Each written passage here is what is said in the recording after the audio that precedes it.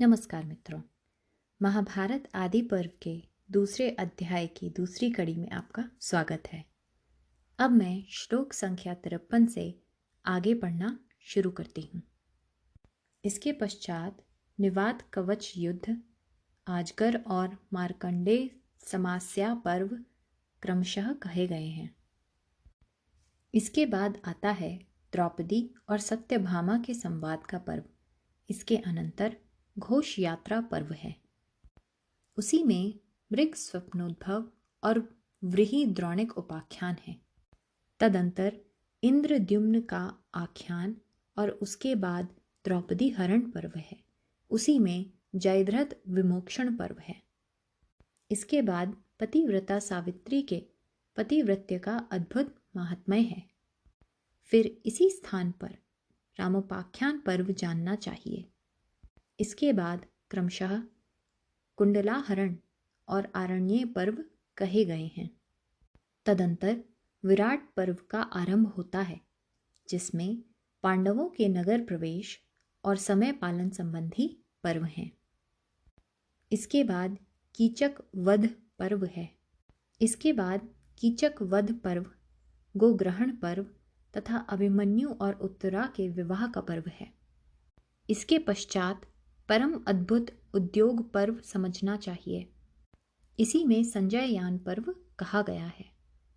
तदंतर चिंता के कारण धृतराष्ट्र के रात भर जागने से संबंध रखने वाला प्रजागर पर्व समझना चाहिए। तत्पश्चात वह प्रसिद्ध सनत सुजात पर्व है, जिसमें अत्यंत गोपनीय आध्यात्म दर्शन का समावेश हुआ है।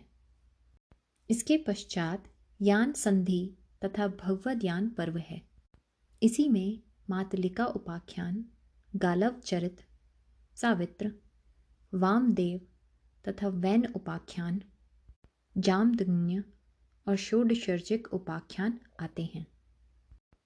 फिर कृष्ण का सभा प्रवेश, विदुल का अपने पुत्र के प्रति उपदेश, युद्ध का उद्योग, सैन्य निर्याण तथा विश्वोपाख्यान, इनका क्रमशः उल्लेख है। इसी प्रसंग में महात्मा कर्ण का विवाद पर्व है। तदंतर कौरव एवं पांडव सेना का निर्याण पर्व है। तत्पश्चात रथातिरथ संख्या पर्व और उसके बाद क्रोध की आग प्रज्वलित करने वाला उलूक दूतागमन पर्व है। इसके बाद ही अम्बोपाख्यान पर्व है। तत्पश्चात अद्भुत भीष्माभिषेचन पर्व कहा गया है। इसके आगे जम्बूखंड विनिर्माण पर्व है। तदंतर भूमि पर्व कहा गया है, जिसमें द्वीपों के विस्तार का वर्णन किया गया है। इसके बाद क्रमशः भगवद गीता, भीष्मवध, द्रोणाभिषेक तथा संक्षिप्तक वध पर्व है। इसके बाद अभिमन्यु वध पर्व, प्रतिज्ञा पर्व, जयद्रथ वध पर्व और घटोत्कच वध पर्व है। फिर रोंगटे खड़े कर देने वाला द्रोण वध पर्व जानना चाहिए। तदंतर नारायणास्त्र मोक्ष पर्व कहा गया है। फिर कर्ण पर्व और उसके बाद शल्य पर्व है। इसी पर्व में लद प्रवेश और गदा युद्ध पर्व भी हैं। तदंतर सारस्वत पर्व है, जिसमें तीर्थों और वंशों का वर्णन किया गया है। इसके बाद है अत्यंत विभत्स सौप्तिक पर्व। इसके बाद अत्यंत दारुण एपिक पर्व की कथा है। फिर जल प्रदानिक और स्त्री विलाप पर्व आते हैं। तत्पश्चात श्राद्ध पर्व है, जिसमें मृत कौरवों की अंत्येष्टि क्रिया का वर्णन है।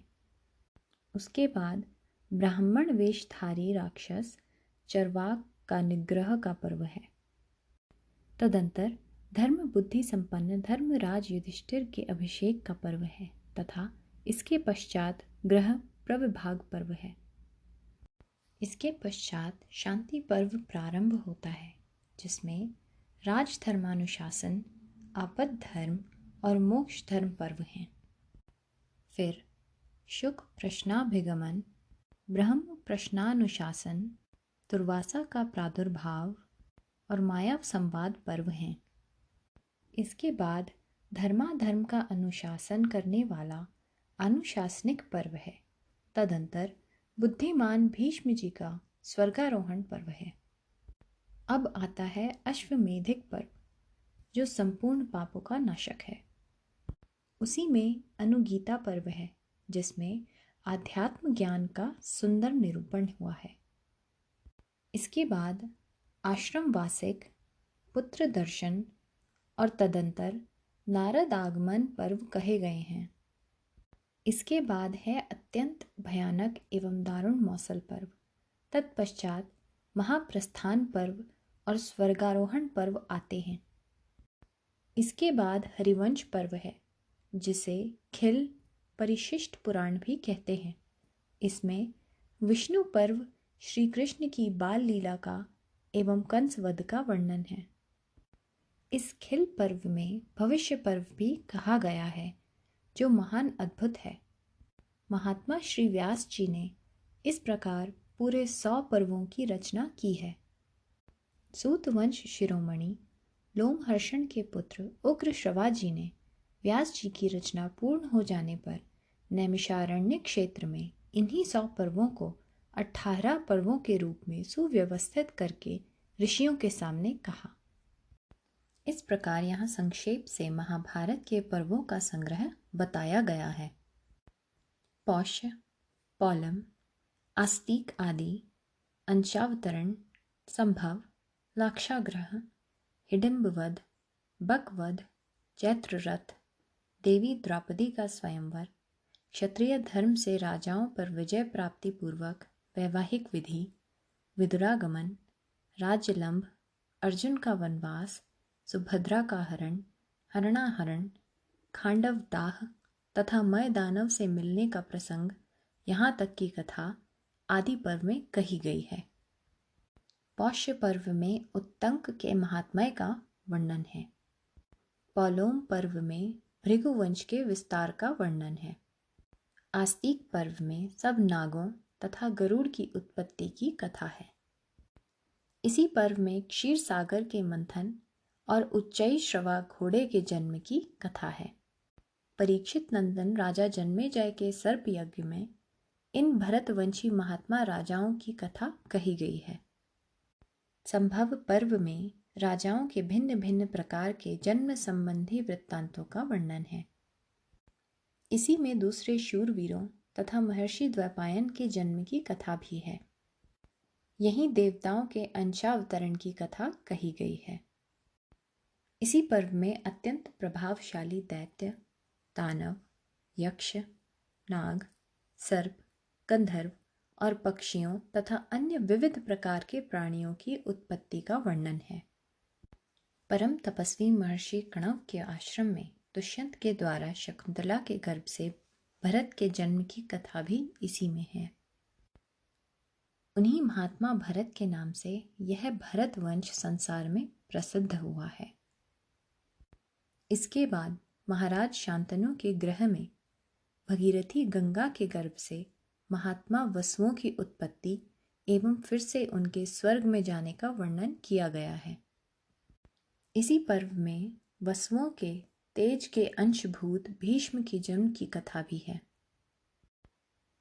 उनकी राजभोग से निवृत्ति, आजीवन ब्रह्मचर्य व्रत में रहने की प्रतिज्ञा, प्रतिज्ञा पालन, चित्रांगद की रक्षा और चित्रांगद की मृत्यु हो जाने पर छोटे भाई विचित्रवीर्य की रक्षा, उन्हें राज्य समर्पण, अणिमांडव्य के शाप से भगवान धर्म की विदुर के रूप में मनुष्यों में उत्पत्ति, श्री कृष्ण द्वैपायन के वरदान के कारण धृतराष्ट्र एवं पांडु का जन्म और इसी प्रसंग में पांडवों की उत्पत्ति कथा भी है। लाक्षागृह दाह पर्व में पांडवों की वारणावत यात्रा के प्रसंग में दुर्योधन के गुप्त षड्यंत्र का वर्णन है। उसका पांडवों के पास कूटनीतिज्ञ पुरोचन को भेजने का भी प्रसंग है। मार्ग में विदुर जी ने बुद्धिमान युधिष्ठिर के हित के लिए म्लेच्छ भाषा में जो हितोपदेश किया, उसका भी वर्णन है। फिर विदुर की बात मानकर सुरंग खुदवाने का कार्य आरंभ किया गया।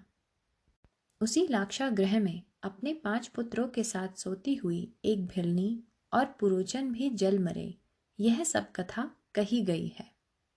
हिडिंब वध पर्व में भोरवन के मार्ग से यात्रा करते समय पांडवों को हिडिंबा के दर्शन, महाबली भीमसेन के द्वारा हिडिंबासुर के वध तथा घटोत्कच के जन्म की कथा कही गई है। अमित तेजस्वी महर्षि व्यास का पांडवों से मिलना और उनकी आज्ञा से एक चक्रा नगरी में ब्राह्मण के घर पांडवों के गुप्त निवास का वर्णन है। वहीं रहते समय उन्होंने बकासुर का वध किया, जिससे नगरवासियों को बड़ा ही आश्चर्य हुआ। इसके अनंतर कृष्णा, द्रौपदी और उसके भाई धृष्टद्युम्न की उत्पत्ति का वर्णन है। जब पांडवों को ब्राह्मण के मुख से यह संवाद मिला, तब वे महर्षि व्यास की आज्ञा से द्रौपदी की प्राप्ति के लिए कौतूहल पूर्ण चित्त से स्वयंवर देखने पांचाल देश की ओर चल पड़े। मित्रों, आदि पर्व के दूसरे अध्याय की इस कड़ी को यहीं विराम देते हैं। मिलते हैं अगली कड़ी में। धन्यवाद।